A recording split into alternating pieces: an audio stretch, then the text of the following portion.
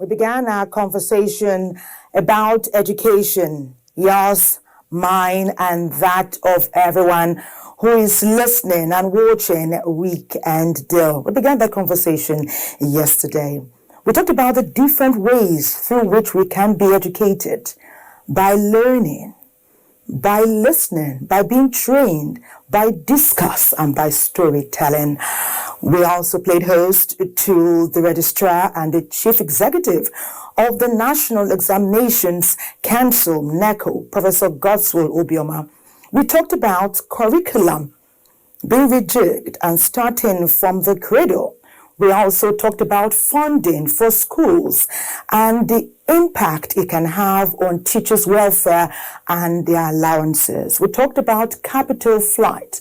We talked about emphasis on paper qualification. We talked about employability of our graduates. We continue that conversation today as we play host to a renowned academician talking about Professor Nuhu Yacob. This conversation began yesterday and we continue to chat the way forward today. Should our curriculum be rejigged? Are we placing too much emphasis on paper qualification? Do our educational systems need more funding? This and more what Francis will be taking a look at with this backgrounder.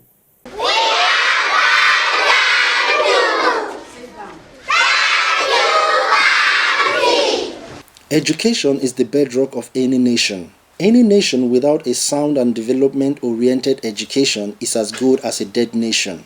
For several decades now, the Nigerian education sector has witnessed a steady decline, and stakeholders fear that the trend will continue if nothing is done to arrest the situation. Education, to my mind, is not just getting through the four walls of whatever you call it, but answering to the challenges of life, meeting up with the evolving trends. Have we done so well? Yes and no. If we are using education to solve the challenges of life, you won't find so many on the streets. There's every need to rejig the system and make our education a lot more productive. We must rejig the entire education ecosystem if we are going to use education to drive our development agenda going forward.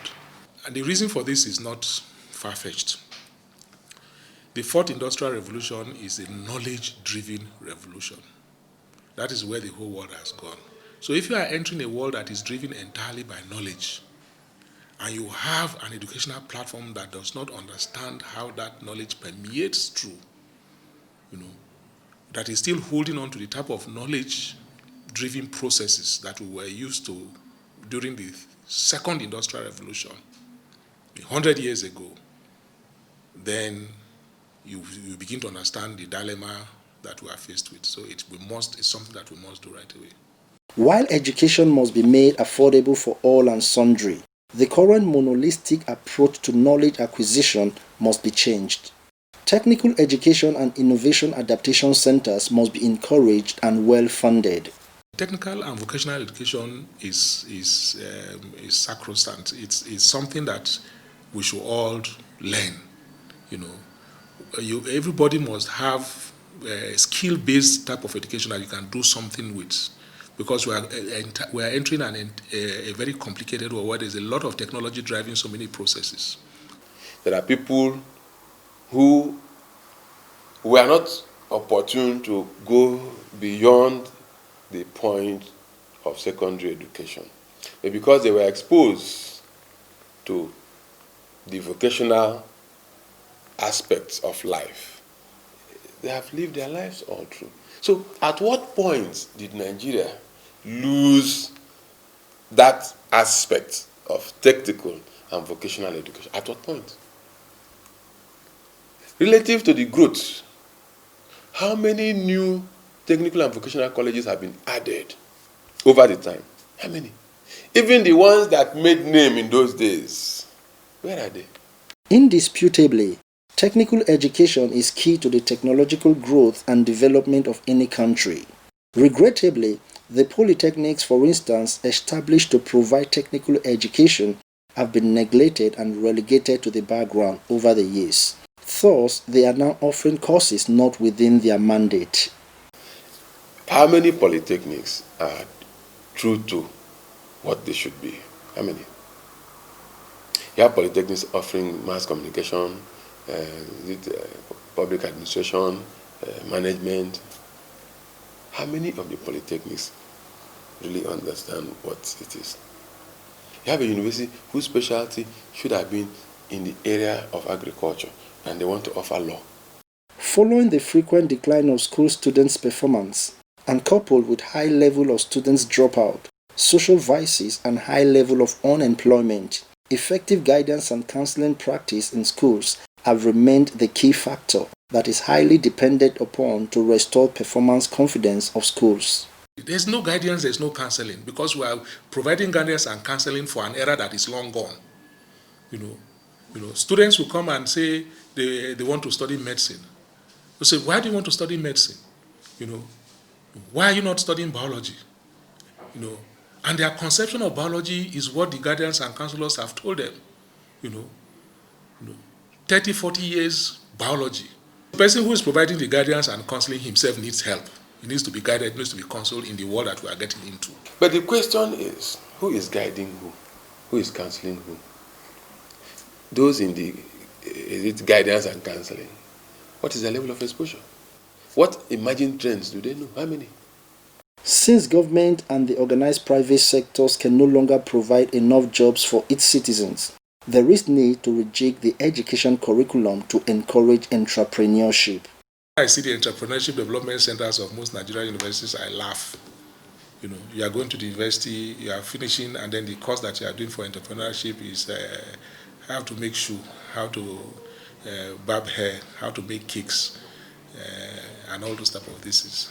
You don't need to go to school to learn any of those things. Those things should not even be taught within the university entrepreneurial development centers, because there are several higher level skills that require plenty of processing power that you can teach that will add more value to the society. Everybody gets out of the university, they jump, I'm a graduate, they come to the youth service camp. That is when you go teach them how to sew clothes. You call it entrepreneurship. How far would that go? Is it 2 weeks or 3 weeks they stay in camp? I don't know how long they stay these days. That is when you bring everybody to come and speak to them. Oh, entrepreneurship, and somebody's money has gone. National resources are just gone. And you think those people at that age are looking at being, I want to be a teller. It should be part of what you do from the beginning. Therefore, our focus on Weekend Deal today is on rejigging the education curriculum in Nigeria. Many thanks for that very incisive and in-depth overview, Francis Stobe. Nice one there. Yes, should we rejig the curriculum? Who's guiding who really? I remember growing up, we had guardians and counselors who channeled us through every class, through every level. Up to secondary school, we continued, and they charted our course alongside our parents as well into tertiary institutions. One wonders how many of these guardians, counselors are existent at all levels of education at this time. Our program, Weekend Deal, is interactive. We'd like to hear from you. So reach out to us via WhatsApp or SMS so that we can know your views. Talking about education, Francis also mentioned that are polytechnics and vocational institutions, are they deviating from their mandate? Many people are talking about funding. Do we need more funds? Do we have enough? Are we making adequate use of the funding that is available at this time?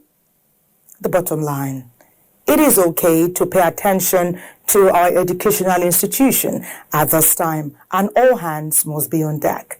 We will take a break. We'll be back in a moment. Don't go anywhere. Across the world, many countries have access to the latest advances in technological, scientific innovations and solutions for day-to-day challenges. Change is affecting the lives of those who need it most. The reality is that the world over now is a world of science and technology. If you throw the technical aspect out, there's a problem. Here in Nigeria, we are still not getting very right because for now we have more secondary schools compared to technical schools. There's a curriculum that says every student should pick an entrepreneurial trade course in order for him to be self-reliant even after secondary school. But the ideal thing is for us to have more of these technical institutions so that our young men can acquire skills. If you have skills, you don't even need government job. We have some of them that are on their own. We have some of them that are supporting the industries. And these are some of the problems that lead to, especially if we don't have the required skills. You see the foreigners coming as expatriates. They will tell you because you don't have the manpower in that field. But most of the times they are no better than us. And most of these items that we import from other countries, indirectly we export our employment to them. We sell our job to them. Because when you order for any good from foreign country, the industries keep working. And they need staff, workers in these industries.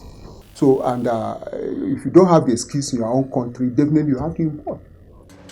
This is the power of technical education that affects job creation. The more we keep improving on our technical training, the better it gets technologically for everyone. Nigeria is faced with the challenge of improving on our technical education for more job creation. There's need for a radical restructuring of the education sector, whereby the country will focus and say, okay, while we have these in abundance, we need to pay more attention to technology as it is. And that really is the only way. And we need to do away with a whole lot of programs now, or ideas, or themes, education themes, which are not in tandem with the realities of the time. Economies have grown, countries have grown, technology is driving nations, and there's a need to focus on that.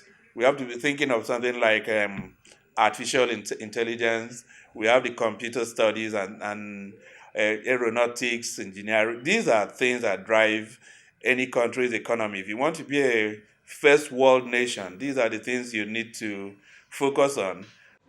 Due to some neglect in our approach to technical education, our graduates can rarely fit into the mainstream of professionalism. Predicting the nation's future depends on the pace of its socio-economic, science, and technological advancement in varied fields. Polytechnics are supposed to produce more of the technical manpower. But if you go to polytechnics, most of them now do most of the business, art courses coming to polytechnics, and the technical courses in polytechnics are gradually disappearing. Most of the candidates no longer apply for the technical aspect of education, even the university, even the polytechnics. And then, most importantly, you don't do technical education without practicals. If you acquire it just theoretical without practical, you have not done anything. And I think what we need more in this country is mostly the practical aspect of technical education. Because the practical that gives us the products. It's the practical that moves people forward. It's the practical that makes life more meaningful for the citizens. if you don't practicalize it, it will remain where at the lab or in the lab. For more job creation in nation building, we need to properly define our focus on the value of technical education and job creation. Many thanks, OBK Charles, for that package, focusing on polytechnics and vocational institutions, just to remind us of why they were constituted, and so we continue to chart a way forward so that we get the best out of these institutions. And we have our guest here.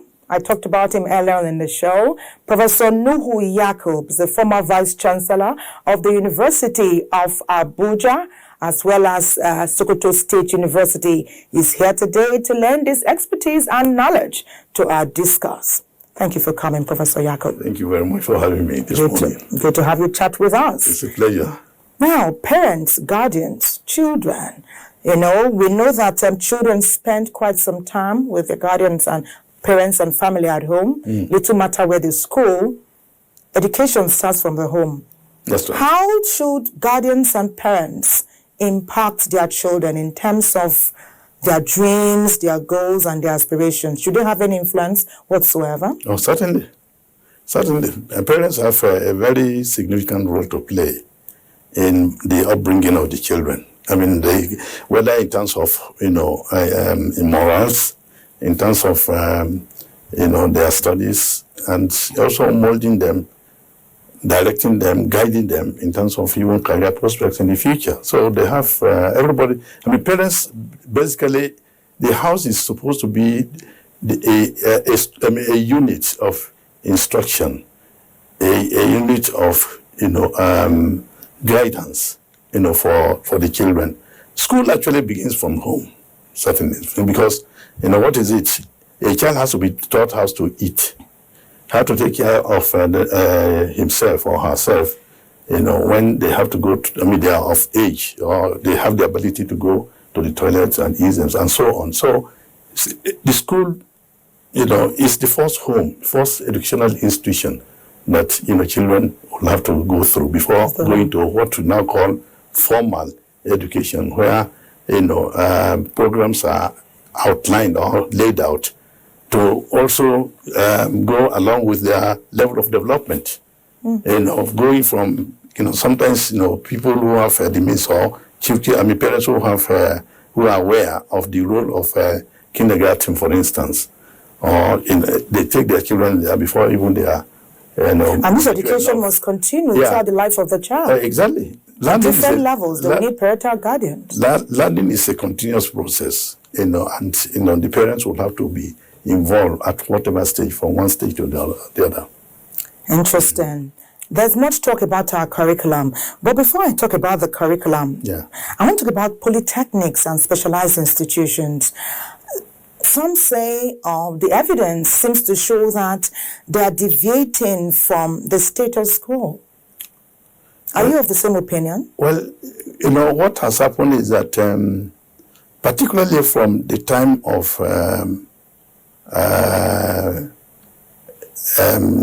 what do they call it now? The period when this sphem, or period of austerity that came in the 80s, you discover that people are now looking for what is it they can do, especially when they're in schools, that will be able to enable them to, go when they graduate from school, they can easily get a job.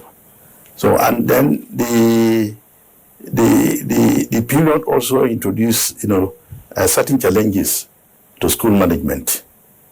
Some students, for instance, if you are talking of, if you are looking at College of Education, not many people want to go to College of Education. Yes. But why wouldn't they if they want to teach? No, well, what is the status of teacher in Nigeria? That's the question we have to answer. Some people simply don't think that, teaching is a profession or a vocation that they should involve themselves with. And therefore, they'll be looking for, either banking, or business administration, programs that, maybe as soon as they come, they can easily be grabbed. But that was also the period where we were having this, new generation banks coming up, and they were looking for experts in banking and finance. So that's created challenge, as I said, to management of schools, to the extent that, for instance, we have, I have not mentioned university, we used to have a vice chancellor who went to University of, Federal University of Technology. And one of the courses, he needed to introduce was management or business administration. That's interesting. Yeah, and some of us ask, if you have University of Technology, what is it that you have to be doing? It should be something in the area of, engineering, agriculture, sciences that will actually help this country to, move forward in terms of, industrial and economic development. But, they are looking for also students that will increase the number or the population of the students they have in order to also get better funding from government. So these are some of the, issues that came up. Yes. Okay. Some of these students, from what we hope, what we hear, it's our hope that when our students go through some of these institutions and get the expertise and the practicals that they need, they can be innovative. Nigeria can become a country that produces and manufactures things. That is not happening thus far. And I know you were Vice Chancellor of the University of Abuja as well as Sokoto State University. What did you do while you were there to ensure that students were involved in more practical learning such that they can make a difference when they come out of school? When I came to Abuja in 2004, I discovered that there were only 6 faculties. And these 6 faculties, there was only one faculty that conducted science programs. Others were social science, public administration, or you have education and arts. Yeah. So when I came in and I look at even also, because the ratio of science and arts in the university is supposed to be 60 for what we call conventional universities, 60-40. A conventional university should have a program input of not less than 60% of the total program in the school. But I discovered that, Abuja at that point had, 82 ratio to, 82/18 ratio in favor of arts and science. So science was not even, for the period I was spent there 5 years, if we maintain that status quo, I would not have been able to even get up record the level of successes you even had. So I came up with the idea of having science programs, and I introduced, faculty medicine, engineering, veterinary medicine, as well as agriculture, and that has boosted, the ratio between science and because it's a conventional university. For even technological or science-based universities, their ratio was supposed to be 80% in favor of science and 20% for arts. So that was the lead. But when you changed the status quo, what was the impact? What was the result? The impact was we're just trying to actually get establish our feet. When I left, and my successor simply said, perhaps did not follow that. No, of course it was supposed to be discouraged. But luckily for us, the programs are now on, and I don't know what is the ratio now, but certainly it has improved much better than what it was when I came in 2004. Yes. So this is what I think we need to do. If you are talking about innovativeness and initiative of the students when they graduate, they should be be able to innovate and bring up. What I think the focus of our education should be is to make sure that we are science-based, or have science-based focus on education. That's the only thing, because what are we talking about? The world has is going technological. It is indeed. Yeah, I mean, is so indeed. it's not more a But are question you of, saying we're being left behind? Of course, with all the efforts we're putting, are we being left behind? we are going to be left behind. In fact, I gave a convocation lecture at Ibrahim Babangida University, sometimes last year, December. And it was the period that I had that the Modibo Adama University of Technology in Yola, the elders of Adama State said they came actually to the National Assembly and said, please convert this into a conventional university, which means they will bring in full day, Hausa, Arabic, Islamic studies, Christian religious, and so on, which I don't think we need now. You are thinking that should not be our focus. It should not be our focus. I mean, let's look at what is happening in Korea now, South Korea. Look at what is happening in China. Look at what is happening in other Asian countries. Some of them were at the same level, even if not, were not better and than they seem to be moving ahead. Oh, they have actually left us behind. Not that they have left us behind. Okay, but we are coming together for solutions. Yeah. And it's our hope that we'll be able to generate these solutions, because there's a meeting of minds all over the nation. Many have come to see that we can do better. Yeah. Our students have what it takes. They just need to be properly coordinated. For example, we have the University of Agriculture. Yeah. And there's much talk about research being done there. Researchers come together and do incisive work. But when the research is done, nothing comes of it.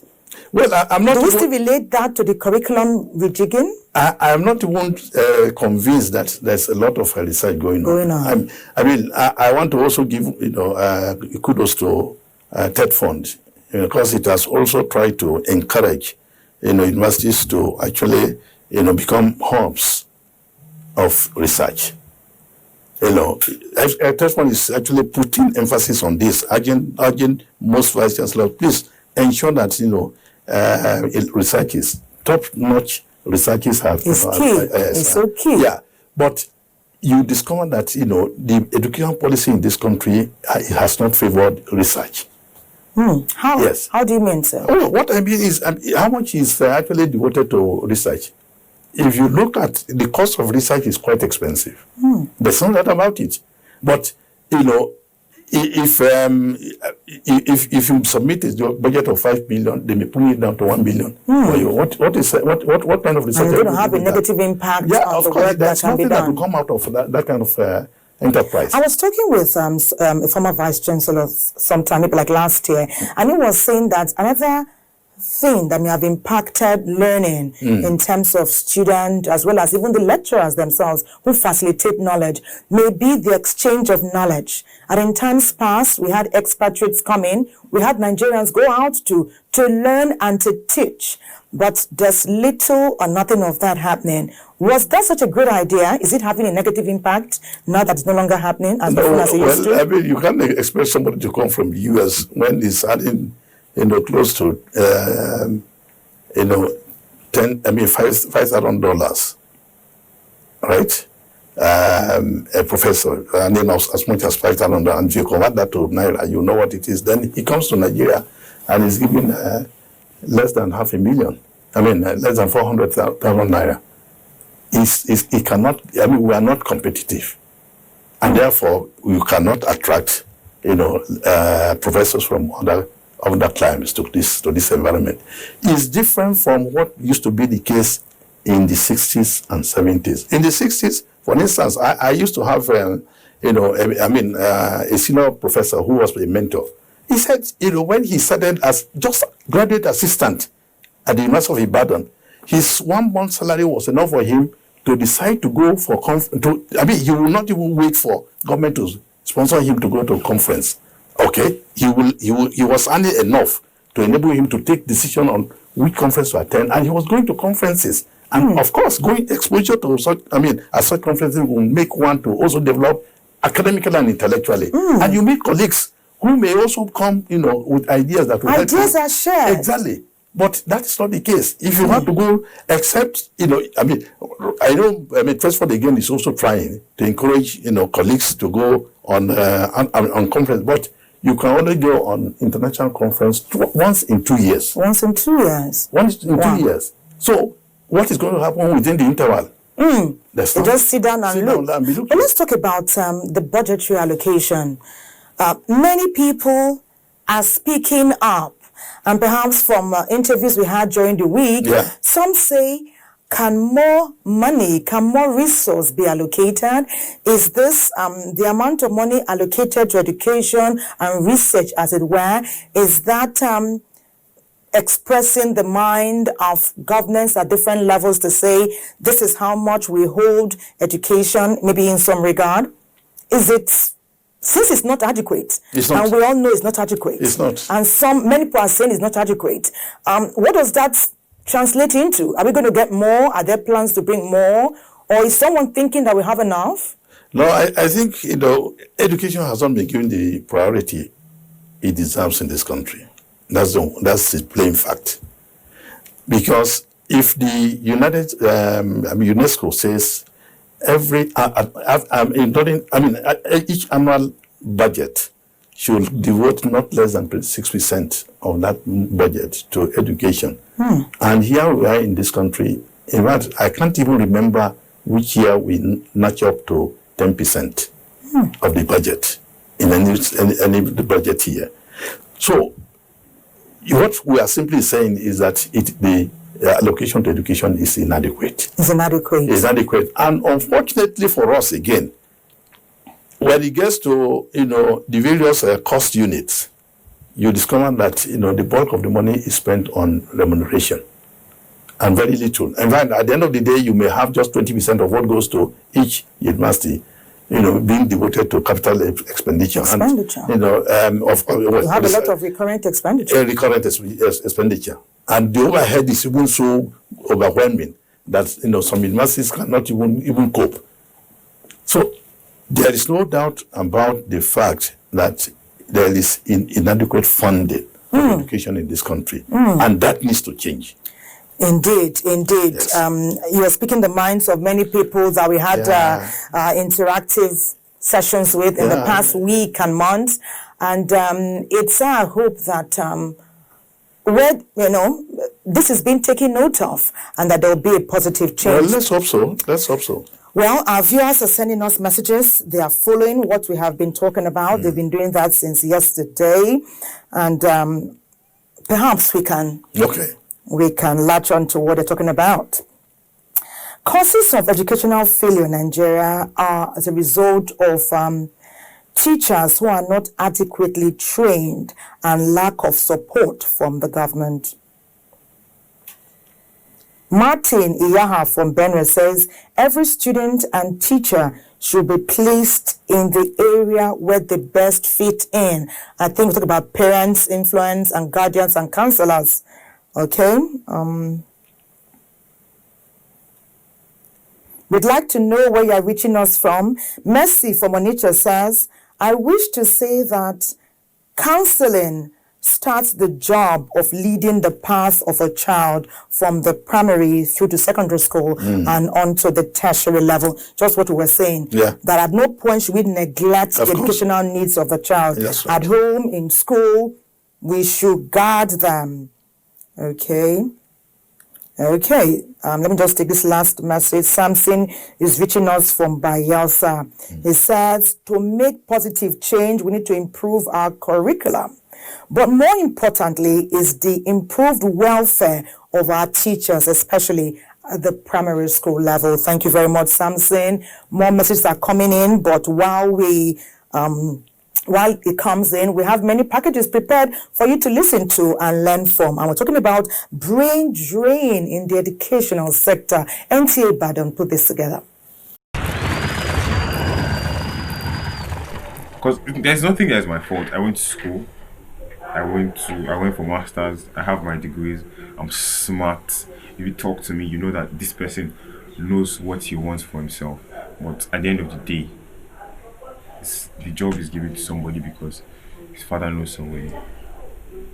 Olatunde is just one out of many young Nigerians full of dream and hope for a great future ahead. However, realizing those lofty dreams is something that is becoming so difficult to achieve for many in the present-day Nigeria.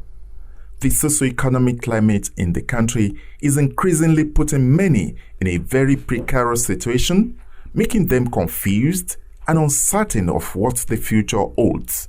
A lot of graduates are here. Then when they didn't have any opportunity to have government work or private enterprises work, they will need to go to learn into small-scale business. They will just be repairing phones, selling some goods, some other things.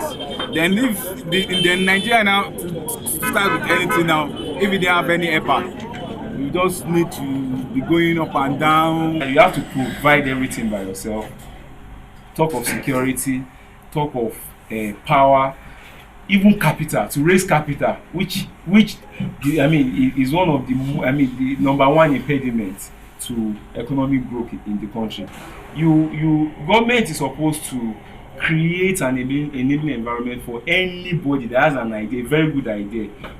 The present state of things has left many citizens with no other choice than to seek solution beyond the shore of Nigeria.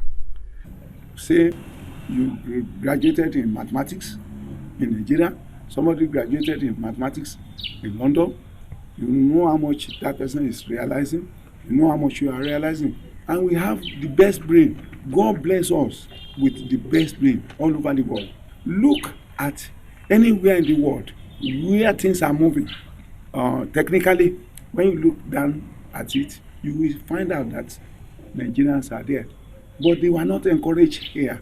The situation does not encourage new innovators. Brain drain, otherwise known as human capital flight, is one big problem Nigeria is now battling with.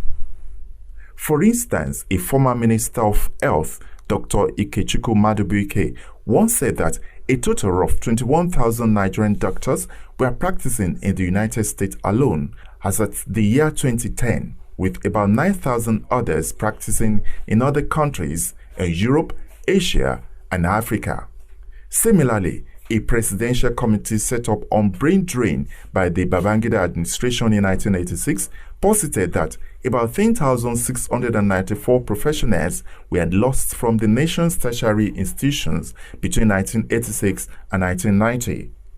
The reality is that this cancerous situation did not just start now, but the trend and volume of human capital flights from Nigeria in recent years is somewhat of great concern. Very brilliant people, they are leaving this country in large numbers. I don't think it's got to this level for as far as I can remember. Even those who are not in the medical field, they are leaving. People are going for immigration. People are going, they will tell you they want to go and study, but it's a lie. They don't want to study. They want to go out and work. Staying in Nigeria has a lot of advantages because this is where I was born. If I go abroad, I have to start all over again from the beginning. But then, at the end of the day, if people think about all these things and they still go, to show you how bad it is. Half of everybody I know saying, "Oh man, I'm going to Canada. Everybody wants to go to Canada. Everybody wants to go to UK. Everybody wants to go to UK." But if things go on like this, to be very honest, if I see the chance, working 8 to 5 is better than your children ending up dead or you yourself ending up dead because some people up there are just not serving and are just bullying everybody. Should Nigeria continue to experience large-scale migration over intellectual and valuable manpower? What becomes of the countries should this trend continue unabated? And what will be the impact of this development on the long run? I'm not against students going out to study. If they're going to study and come back, that would be fantastic. That was the way China got to where it is. Many Chinese went out to US, to UK to study, and they brought back technology, knowledge, skills to build China. If that's the case for Nigeria, well, no problem. But the case in Nigeria is one of escape many times. They just want to forget about Nigeria. And that eventually is going to lead to a nation that will be recolonized economically. I tell people I'm worried the way we're going, will that be a future for us? The problem of brain drain is not limited to a particular sector of the nation's economy, But the medical and the education sectors are much more affected by the problem. With effective governance and administration and fixing of various problems bedeviling key areas of the nation's economy, it is believed that the migration of our best brains will be reduced to the barest minimum. Thank you, NTA Badan. Thank you very much, Professor Nuhu Yakub.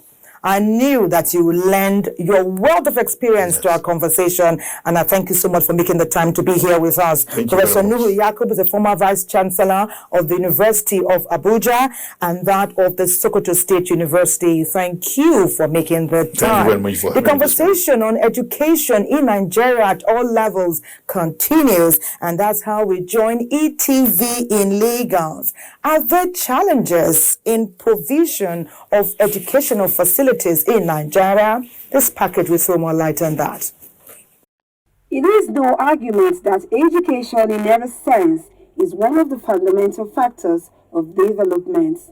For any community to be transformed, the education of its people is very essential, for it possesses transformative power.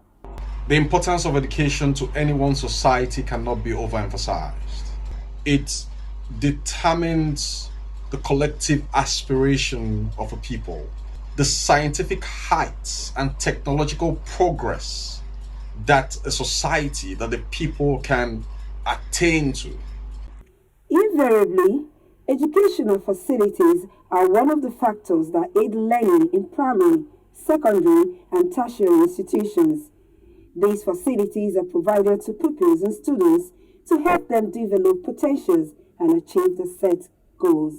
When you see what you are being taught, you assimilate more and understand better than just telling you theoretically.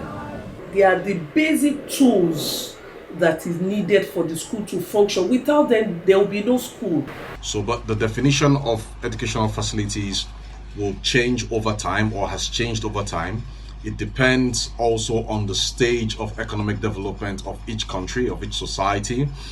Statistically, in Nigeria, educational facilities have had a great impact in the academic performance of students that utilize educational facilities, while some other schools in very deplorable state of educational facilities may have suffered poor performances. The kind of facility the children are exposed to while in school will also determine who they turn out to be at the long run, which will also now finally have impact on the labor market.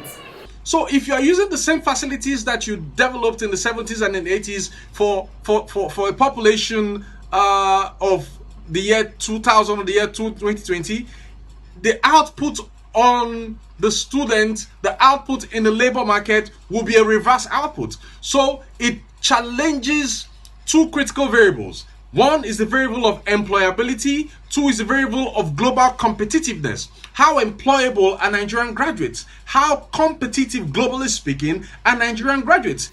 Sadly, there is no contending the deplorable state of educational facilities in some primary, secondary, and tertiary institutions in Nigeria.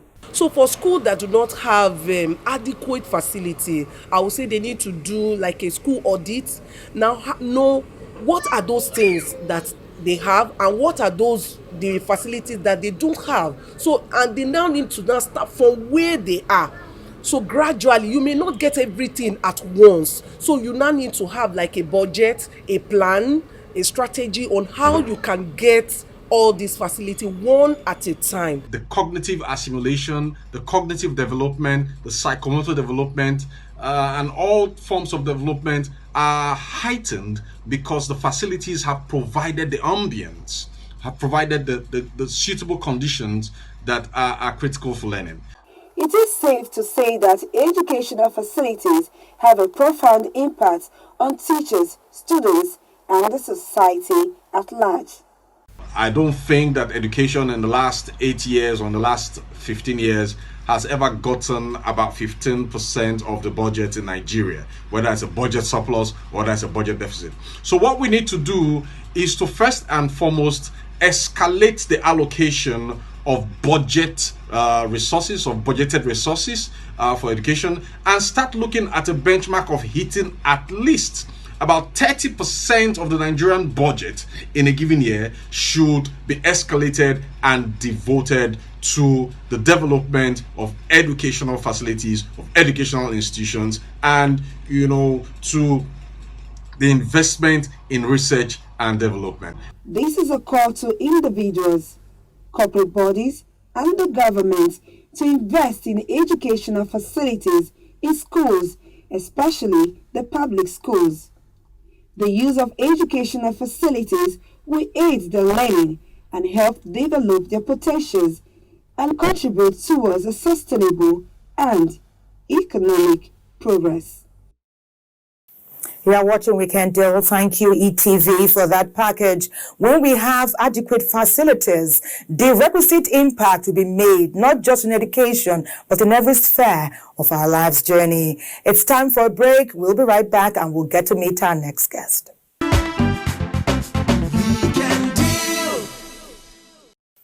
You are watching Weekend Deal. We're talking about something that will also interest you at this time. We'll be talking about the 20th anniversary of the United Nations Convention Against Transnational Organized Crime. Let's welcome Mr. Oliver Stobe. He's the country representative, United Nations Office on Drugs and Crime. Thank you so much for having me. Good morning. It's great to have you. Talk with us about organized crime, transnational. I see here that Mexico, Colombia, Nigeria? Yes, also Nigeria. Nigerian organized crime is not well understood still, but definitely has been involved over the past 30, 40 years, increasingly in all sorts of international illicit trades. It started with drug trafficking. Nigerian government responded, created the Nigerian Drug Law Enforcement Agency. Then, some years later, the issue of trafficking in persons became increasingly into the focus. NAPTEP was created, and quite some progress has been made in that field.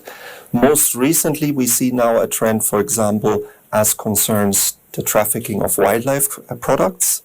Very huge problem and largely unobserved so far.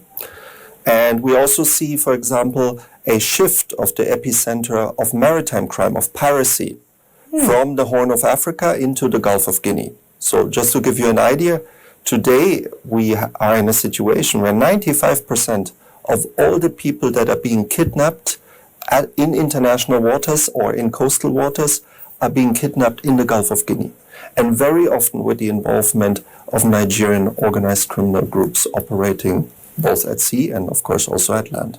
With all this knowledge that you have, someone tells me that you've been working assiduously to bring about successful resolutions. Tell us, what has been done so far, like in 20 years? Right. So 20 years ago, exactly to the day, actually, on the 15th of November, the General Assembly adopted the UN Convention on Transnational Organized Crime. Since then, the implementation of the convention, at least certainly looking at it from a perspective of the UN, has been quite successful. We have almost universal ratification. That means 190 countries have joined the convention. Nigeria actually was one of the very first ones to join already as early as 2001. And they have started to take the necessary legislative steps, building institutions to actually implement the convention effectively and start using the convention as a basis to work internationally together. Because obviously we're talking about transnational organized crime. By definition, we're talking about crimes that involve more than one jurisdiction. And you need these kind of conventions in order to work together, whether it's law enforcement to law enforcement or prosecutors to prosecutors. And Nigeria has done quite a bit in making progress, and we have been really privileged to work, for example, with the Federal Ministry of Justice in placing liaison magistrates to Italy and to Spain, Nigerians that work inside the respective investigative and law enforcement entities in Spain and Italy, with some very, very encouraging results. Wow, that's interesting. We're seeing that work has been ongoing from that time till now. You've mentioned a few successes, and Nigeria being on board from the get-go to ratify this convention shows that we're very keen. But beyond being keen, how much support are you getting from all the areas that you ought to get from? Are you getting the requisite support? Is it to your liking? Do you need more? What challenges have you faced? There are some challenges, of course. We need to be very, very blunt. Transnational organized crime represents a challenge to the global community. We are seeing it also now in the wake of COVID-19. Immediately, organized crime adjusts. For example, the amount of falsified medical products or PPE that we are seeing being circulated.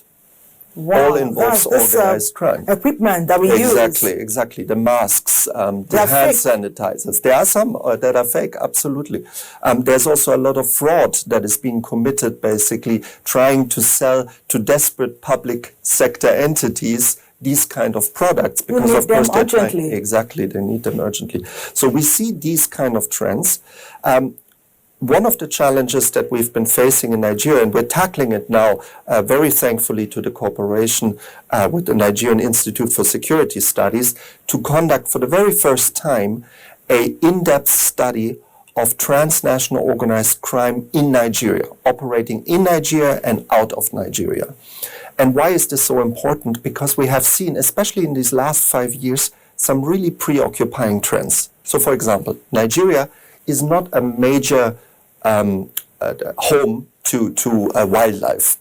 Only less than 1% of the African elephants live in Nigeria. But 23% of all tusks, elephant tusks that are being trafficked globally are coming through Nigeria. And that is the biggest portion, actually, of all the trafficking flows for African elephants. We have the same for pangolins. We have the same for rosewood. So Nigerian-based organized criminal groups, often in cooperation with organized crime from other places. So, for example, when we talk about drugs, there's very strong cooperation with Latin American drug cartels. You mentioned it before. There were even persons of Mexican and Bolivian, I believe, nationality that were arrested in Nigeria in connection of drug trafficking. So these are some of the challenges that we need to tackle, better understanding. And the other thing is that comes with this understanding is a combined strategy, a collective strategy of the various relevant institutions in Nigeria. But are you persecuting people? Are people facing the full wrath of the law? Well, first of all, we are not a prosecuting agency. Okay. Nigerian law enforcement is prosecuting the Federal Ministry of Justice and, of course, the specialized agencies such as NDLEA, NAPTIP, EFCC, and so on. And there are people that are being prosecuted, no doubt. We are not probably prosecuting to the extent that we should, and this is one of the aims of much of our technical assistance, is to enhance prosecutorial and investigative capabilities of our counterparts, yes. And how much success are you recording with that? Well, what will change after two decades? It's an ongoing process. Change will not come overnight, and we need also to see that organized crime in general, globally speaking, and that includes, of course, Nigeria, is a growing industry. And we should also be very realistic with the socio-economic impact of COVID. We will have a much larger number of people who could either be susceptible to become actually involved in organized criminal activity or become victims of them. So we see both a growth of potential victims and potential offenders. What will serve as a deterrent? What can discourage people from coming on board? We want more young, innovative, ingenious people to do great things for the world, that we have more positive impact. What will serve as a deterrent to come on board and be a part of crime? Certainly, impunity needs to stop. We don't have enough convictions. We don't have enough investigations, and very often our investigations stop, so to speak, at the lower mid-ranks of organized crime. We don't have... Why does that happen, would you say? Well, it's very complex. In Italy, that has been for 100 years fighting the Cosa Nostra. It took them almost 100 years to dismantle the Cosa Nostra to the extent that it no longer had the same level of impact. It still operates, but it has no longer that same grip on politics and on the economy that it used to have 20, 30, 40 years ago. It takes a long time. It takes immense efforts and courage also and resources.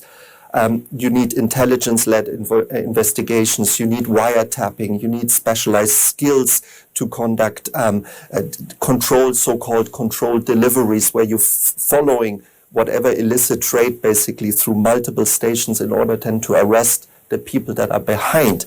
You need to go after the proceeds of the crime.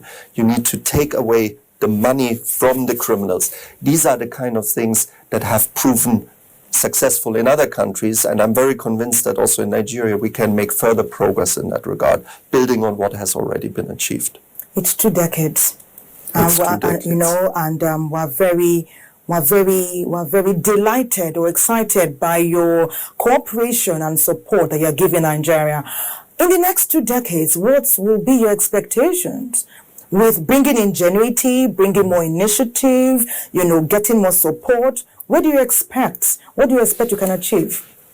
Well, one of the things that I really would hope that we can achieve, and I would hope that we don't have to wait for a full 2 decades, but that we can really establish a more coordinated approach.